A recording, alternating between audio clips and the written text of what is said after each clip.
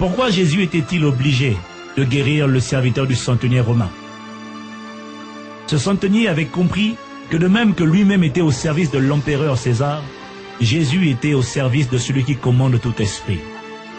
Il était tellement convaincu que Jésus était capable de guérir son serviteur par une seule parole, qu'il le pria de ne même pas se donner la peine de se déplacer.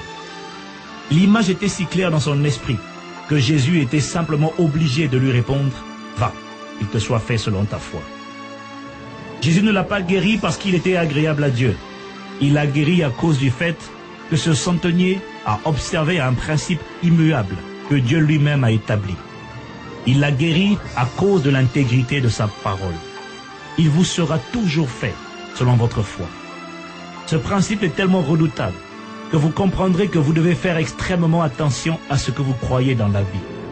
Si vous croyez que le manque de diplôme est un frein à votre épanouissement professionnel, il vous sera fait selon votre foi.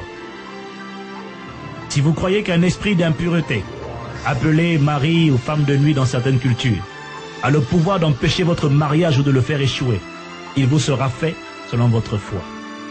Si vous croyez que vos parents avaient raison de penser que vous n'êtes qu'un incapable, il vous sera fait selon votre foi. Si vous croyez qu'un esprit méchant, quel qu'il soit, est assez puissant pour stopper votre progression dans la vie, il vous sera fait selon votre foi. Si vous croyez que vous n'y arriverez pas, il vous sera fait selon votre foi. Faites attention à ce que vous croyez. Faites attention à ce que vous acceptez de croire. La foi contient un pouvoir redoutable.